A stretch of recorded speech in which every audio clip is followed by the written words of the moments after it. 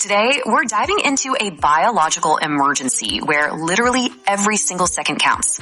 We're talking about a ticking clock scenario that unfolds right inside the human body, one that demands absolutely swift action to prevent irreversible damage. So we're demystifying strokes. We'll look at what they are, how they actually happen, and how this relentless race against time literally defines the line between life and death. Okay, let's dive into this with a statistic that is frankly just staggering. 2 seconds. Every 2 seconds, someone, somewhere in the world, experiences a stroke. Just think about that. And it doesn't stop there. Statistically speaking, 1 out of every 6 people is going to have a stroke at some point in their lives. So this isn't some rare anomaly, right? It's a massive global reality. At its very core, a stroke is all about one thing: oxygen deprivation. Basically, a stroke actively starves your brain cells of oxygen, which makes them one of the most common causes of death and actually a leading cause of preventable disability worldwide. See, because brain cells immediately start to die when they lose that oxygen, getting quick medical care is the absolute determining factor here. It's literally the critical variable that can help a patient avoid permanent brain damage. To really grasp why this oxygen deprivation is just so devastating, think of it like an engine and fuel. The human brain is this tiny, wildly high-performance engine.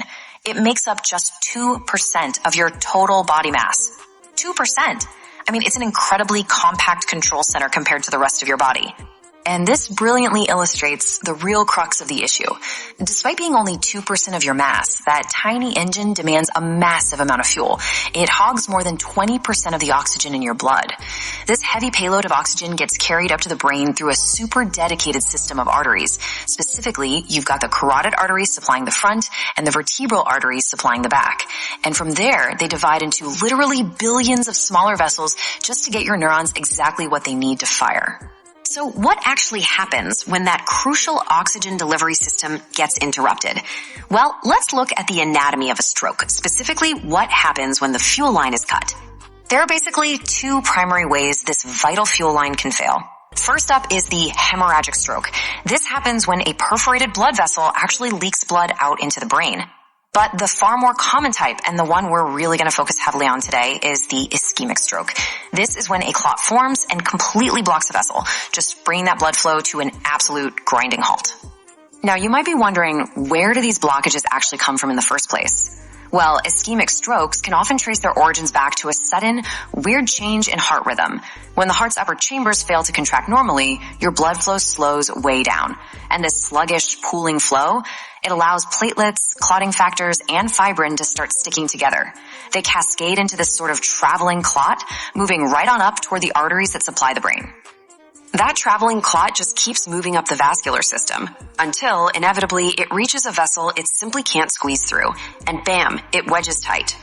This is what we call an embolism, and the very second it happens, it instantly cuts off the oxygen supply to all of those brain cells downstream. Now, here is where we find a truly dramatic contrast. You'd probably think an event this violent and catastrophic inside your head would be agonizing, right? But it's actually a silent embolism. See, the brain itself doesn't have pain receptors. So when this sudden violent blockage happens, the victim literally cannot feel the blockage itself happening. There's no pain to warn them. But even though it might be totally painless, that sudden drop in oxygen immediately slows brain function and creates very sudden, noticeable physical effects.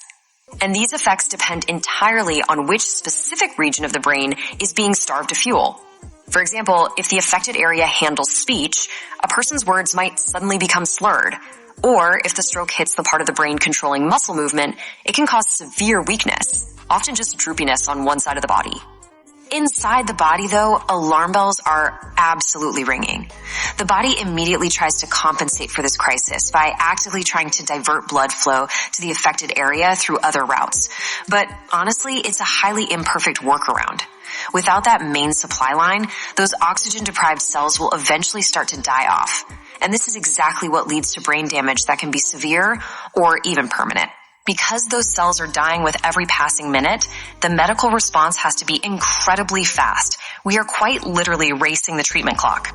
So the first line of medical defense against an ischemic stroke is an intravenous medication called tissue plasminogen activator, or TPA for short. This is a powerful intervention designed to directly attack the problem. TPA essentially goes to work breaking up that blood clot, with the ultimate goal of letting blood flow freely again through the compromised artery. So the crucial point is that TPA is completely bound by a ticking clock. To be effective and safe, doctors have to deliver it within a very narrow window of just a few hours. If they get it in on time, this medication drastically increases the patient's chances of surviving the stroke and successfully dodging permanent, life-altering consequences. However, TPA isn't a silver bullet for everybody.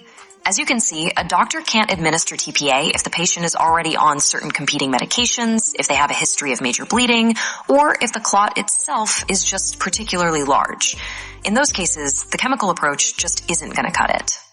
Let's move to and see how this builds when TPA is off the table. Doctors rely on this incredible surgical backup plan called an endovascular thrombectomy.